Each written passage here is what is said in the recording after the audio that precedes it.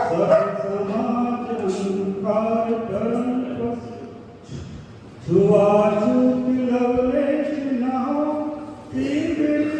भर जहन सभी में भेदभाव अवशेष न हो, बने परस्पर पूरक पोषक हृदयों में रसधार शतन, निश्चित होगा परिवर्तन, निश्चित होगा परिवर्तन, हरी भरी हो धरती अपनी, मिट्टी का भी हो पोषण, पंच तत्व की मंगल महिमा।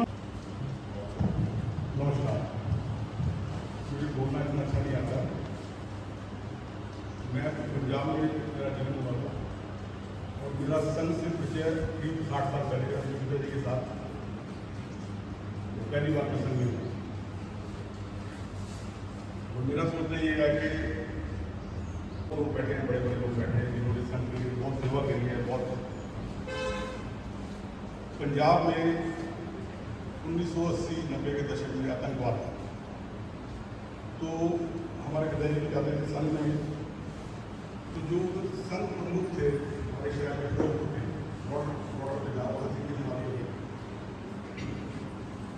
उनको साइकिल पे जाते थे।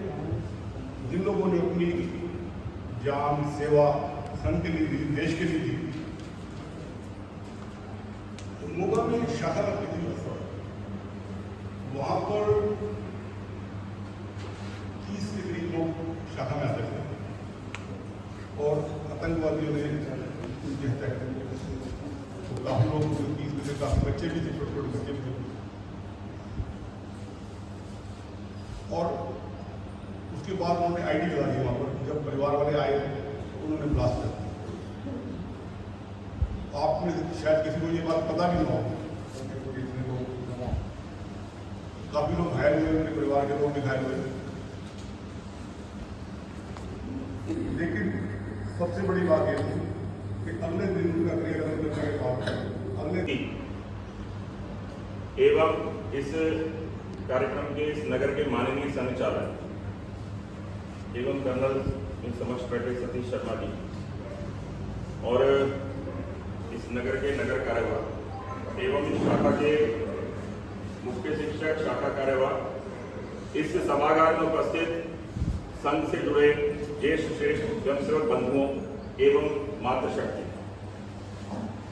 आज सौभाग्य का दिन है हम सबके लिए कि जिस संगठन से हम जुड़े हैं हम सब उसका शताब्दी वर्ष मनाने के लिए उपस्थित हैं। बहुत सारे लोग ऐसे हुए जिन्होंने अपना, जैसे अपने मुख्य अतिथि ने बताया, अपना जीवन बलिदान कर दिया। आज वो हमारे बीच नहीं है, लेकिन उनके रक्त से सींचा गया ये संगठन 100 वर्ष की यात्रा करके एक विराट रूप में हम सबके समक्ष उपस्थित है और हम सब सौभाग्यशाली हैं उस विराट रूप को देखने के लिए आज हम सब आना नहीं। और उनके बगल में जिनकी दाढ़ी आपको पड़ी हुई है वो है माधवराव सदाशिवराव गोलवलकर, संघ के द्वितीय सरसंचालक, डॉक्टर साहब के बाद जिन्होंने संघ कार्य को आगे गति दी, या ऐसा कहें संघ कार्य को स्थापित करा 1972 तक इस पूरे देश में सर्वव्यापी करा संघ कार्य। तो डॉक्टर साहब जब केशवराव बलिराम हेडगेवार 1925 में आज के दिन, आज यानी हम यहाँ का कार्यक्रम गलजवाड़ी का आज मना रहे हैं, लेकिन वैसे अपने संघ की स्थापना विजयदशमी के दिन हुई। अभी विजयदशमी का उत्सव हम सबने मनाया। तो डॉक्टर साहब भी संघ कार्य शुरू करने से पहले, उस समय एक पॉलिटिकल पार्टी थी, वो थी कांग्रेस। इसमें कोई पॉलिटिकल पार्टी नहीं थी, तो डॉक्टर साहब भी कांग्रेस के उपाध्यक्ष थे। तो कहते हैं डॉक्टर साहब एक बार महर्षि अर्जुन से मिलने गए, महर्षि अर्जुन में आमंत्रित करो। तो कहते हैं जब डॉक्टर साहब महर्षि अर्जुन से मिलने गए तो जैसे उनके कक्ष में घुसते हैं तो महर्षि अर्जुन बैठे थे अपने कक्ष में, तो उन्होंने कहा आओ डॉक्टर आओ, तुमको आता हुआ देख के मुझे ऐसा लग रहा है भारत जल्द ही आजाद होगा, लेकिन इसकी क्या गारंटी है कि भारत आजाद तो होगा कि ये आजादी चलेगी, भारत दोबारा गुलाम नहीं होगा। और किसी ने सोचा कि भारत गुलाम हुआ ही नहीं, कुछ मुट्ठी भर अंग्रेज आए, कुछ मुट्ठी भर मुगल आए और इस देश पे शासन करते चले गए। भैया सोचो 700वीं ईस्वी में इस्लाम आया और लगभग 1000 वर्ष तक उन्होंने भारत पे शासन करा, हम कहते हैं भारत के संघर्ष का कालखंड है वो। लेकिन भारत के मूल समाज में क्या था?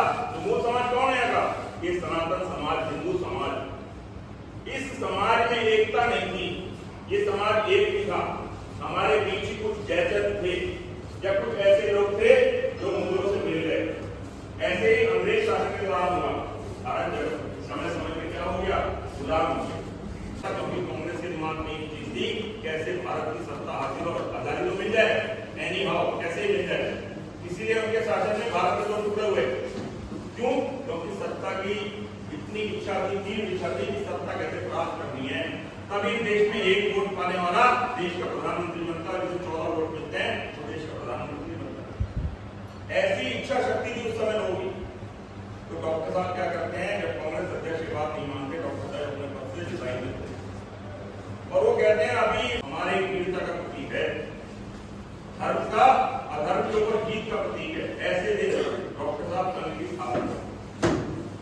और डॉक्टर साहब कहते थे उन्होंने संघ की स्थापना करी, लेकिन क्या अपने नाम से कुछ नहीं करा। लोगों ने कहा कि ये संघ तो बन गया, इसका नाम क्या होगा? किसी ने कहा नाम तो में स्थापित हुआ, इसका नाम रखते हैं, नाम तो स्वयंसेवक संघ। फिर प्रश्न आया, डॉक्टर साहब आपने स्थापना करी, आप इसके गुरु बनेंगे। चित्र इसलिए लगाते हैं कि उन्होंने संघ की स्थापना करी, उसके बाद भी अपने अनेक भारत के बाहर हमारी पहचान क्या है? हिंदू के रूप में है। तो इसलिए भारत के बाहर संगठन का नाम क्या है? HSS, हिंदू स्वयंसेवक संघ। यहां से मुसलमान जाते हैं ना मक्का मदीना, वो करने जाते हैं हज, उनको भी वहां मुसलमान ही बोला जाता है। क्या बोला जाता है? भारत साहिब लोग जो भारत से मुसलमान जाते हैं उन्हें बोला जाता है हिंदवी मुसलमान। क्योंकि ये हिंदू कुछ पर्वत से रहने वाले, हिंदू देश से आए, हिंदुस्तान से आए, उसको फॉलो करते हैं। इसका जाके बनाएंगे प्रधानमंत्री, कहाँ बनाएंगे राम मंदिर? भारत में तो बनेगा जब भारत में रहने वाले हैं। क्यों संघर्ष करना पड़ा? उसी के पीछे डॉक्टर साहब का विजन था कि 500 वर्ष गुलामी के वर्ष देख हुए। डॉक्टर साहब ने क्या कहा? गुलाम हुए क्यों? क्योंकि जो मूल हिंदू समाज है ये एकजुट नहीं था। इसलिए उन्होंने एक संघ की छोटी सी शाखा नागपुर के मोहिता का बाड़ा एक जगह है, यहाँ पर संघ का बड़ा उधर बहने बैठी है, फिर यहाँ पे बैठे हम सबको एक काम करना है। कुटुंब प्रबोधन यानी क्या? आज हम घर में जाइए, क्या करते हैं घर में? मम्मी अलग मोबाइल लेके बैठी है, पिताजी अलग है, बच्चे अलग मोबाइल, क्या तीनों अपने अपने कमरे में अपने अपने टीवी देखते, हम साथ बैठते हैं। फिर किसी की लड़की कोई विधर भी लेके भाग जाता है तो वो क्या कहता है? उस संकोच को याद आती क्या करूँगा? अरे हमें पता ही नहीं मेरी बिटिया ट्यूशन पढ़ने कहाँ जा रही, मेरा बेटा कहाँ जा रहा मुझे पता ही नहीं, उसके दोस्त कौन है, कहाँ उठा कहाँ बैठ रहा, कुछ नहीं पता मुझे। मैं अपने काम में व्यस्त हूँ, मम्मी अपने मोबाइल में, मेरी बात को अन्यथा मत लीजिएगा। लेकिन ये है आज की स्थिति। इसलिए सबने क्या कहा है? कुटुंब प्रबोधन करना। क्या है? आज से करना है जाके हम सबने। मैं करता हूँ अपने परिवार को, आपने भी करना है। क्या करना है? एक समय का भोजन, रात का, दिन का या सुबह का नाश्ता, लेकिन सबसे अच्छा रात का है। रात को सब लोग घर में, मम्मी पापा बहन बेटी जो भी हमारे घर में सदस्य हैं, मोबाइल अलग कमरे में रखवाइए और क्या करेंगे? भोजन हम साथ बैठ के करेंगे। गरम गरम नहीं खिलाना, मम्मी को क्या करनी है? रोटी को बाहर करके उसमें रख दो और के सब साथ बैठ के। आप चर्चा तो करो बच्चों से, क्या करो? पूरा दिन क्या करा? बेटे से पूछो कहाँ कहाँ गई, तो किससे मिली, बेटे से पूछो। मम्मी जो बोल नहीं पाती, तो बेचारी गृहिणी है ना, उसको बोलने का अवसर ही नहीं मिलता। मम्मी को भी बोले, मम्मी भी बोले उसमें कि मैंने आज दिन भर में ये काम करा। इन चीजों की चर्चा करनी। और पापा का काम क्या है? फादर का काम क्या है?